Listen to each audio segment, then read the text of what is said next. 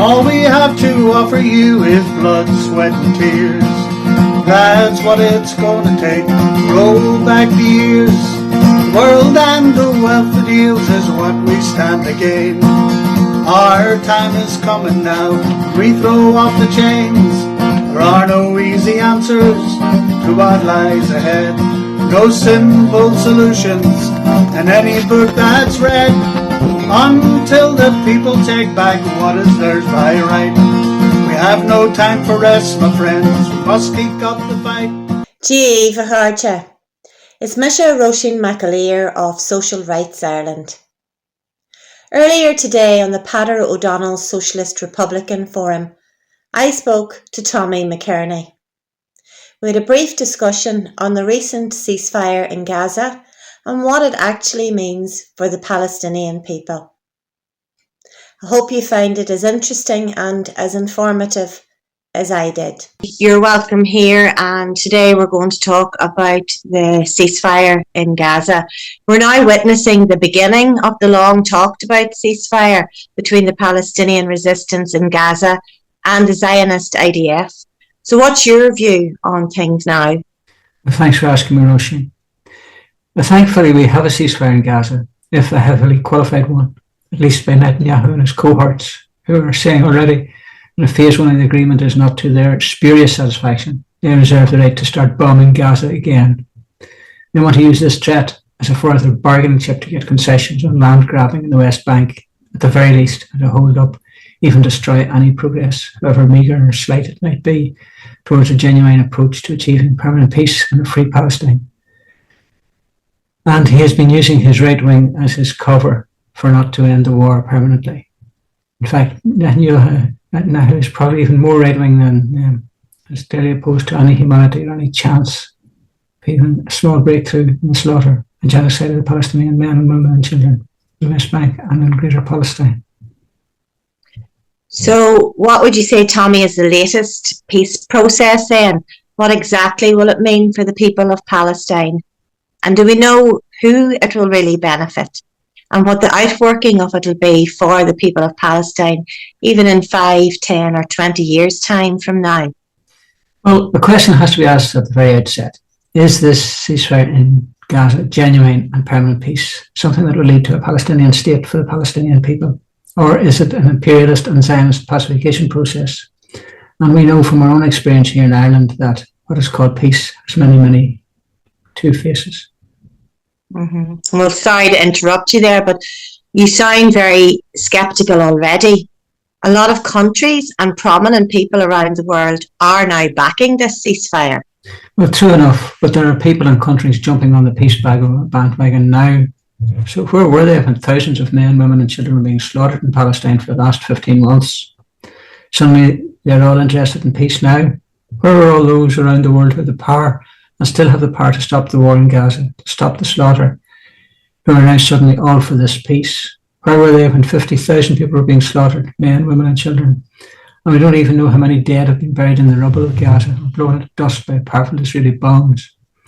Where was the Palestinian Authority, indeed, and the many different Arab countries who have been silent and compliant with the Palestinian genocide? Shame on them, and those in Ireland too, and anywhere, who supported this cowardly assault.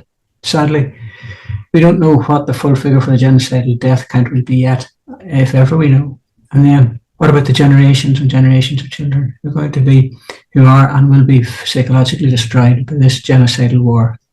What kind of community is going to be in 30, 20, 10 years down the road, along with those who are physically injured, with limbs lost, eyes lost? The casualties are in the hundreds of thousands. What levels of expert or non-existent treatment will they ever get, or ever be even allowed to get? But you would have to agree that the latest ceasefire certainly has the potential to be transformative. Well, yeah, fair enough. But as opposed to the 24/7 genocidal killing, yes, a ceasefire is the first and major step forward. If phase 2 of the ceasefire can be achieved, that should set up the ceasefire permanently.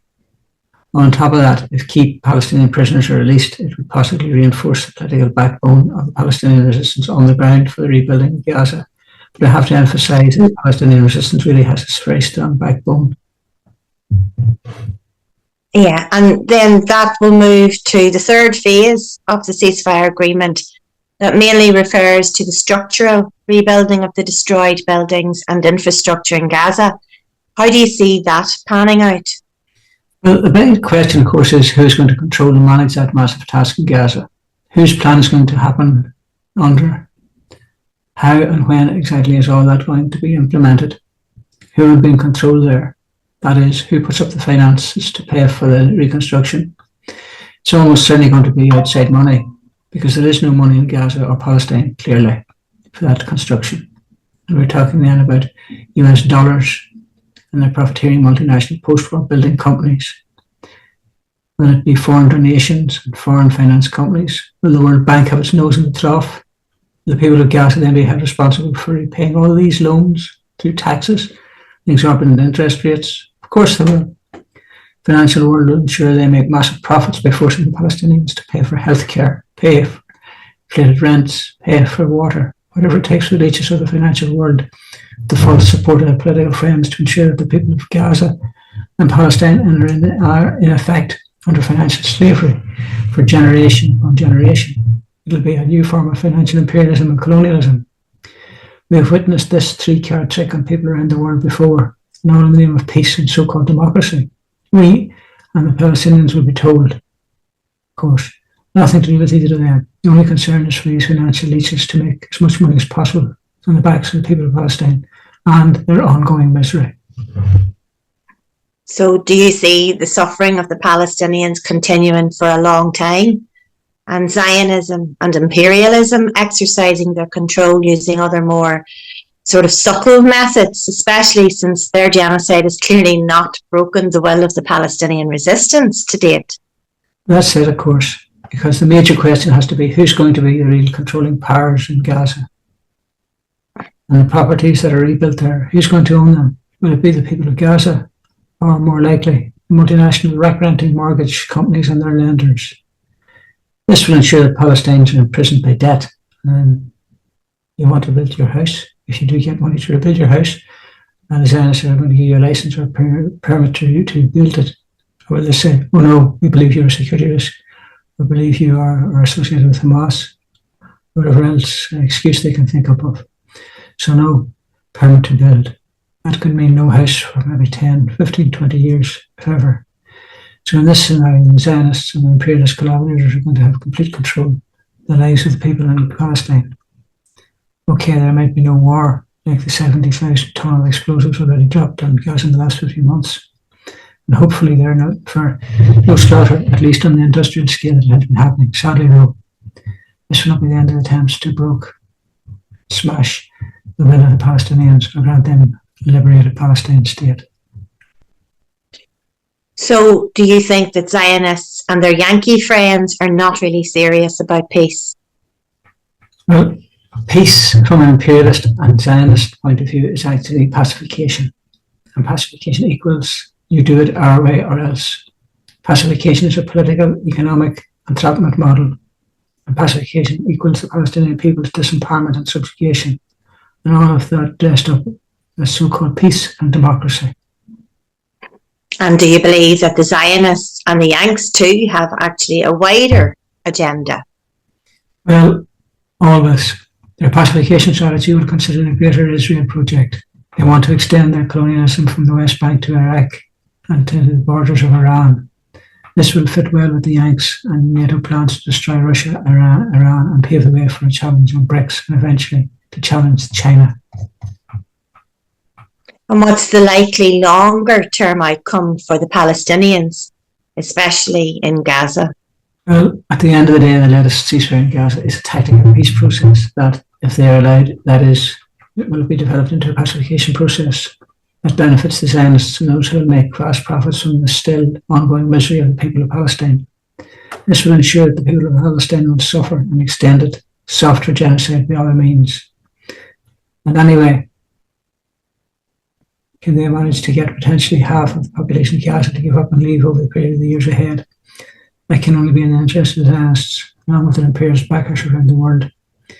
So We need to be clear that imperialism, colonialism, and indeed Zionism come in many forms, and the people who will ultimately pay the price are the Palestinian people. Without doubt, the poorer class in Palestine will always pay the higher price, and those in Palestine who have a few pounds or dollars and get access to it, they'll be able to get out of Palestine and move somewhere else where they may well believe that they will be better off. The divide and conquer tactic to be used on the Palestinians will be exploited ruthlessly in the peace and pacification so-called model under the real or psychological threat of the return of immediate and terrible war, the phrase we've heard here in this country before. And where will that lead? Like the building of schools, of hospitals, of houses, of general infrastructure in Gaza? Well, obviously this will not be a priority at all for the Zionists or the imperialist masters in Washington. They don't care if there are no hospitals, schools, houses, or all the other necessities of their life and infrastructure. Just suck it up and get on with your miserable Palestinian lives till you die is what they'll be saying. In the meantime, the incomes, profits, and powers, powerful and the wealthy, will keep increasing exponentially.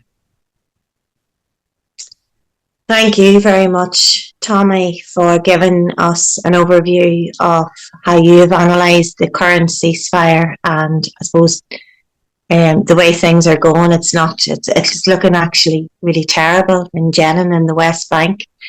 But thanks for your summary and for your time. Well, thank you, Róisín. And as you say, the situation doesn't improve in the West Bank, but that's a story for another day, perhaps. Thanks again, Róisín. Okay, all the best. Slán. Slán. Our time is coming when we go off the chase.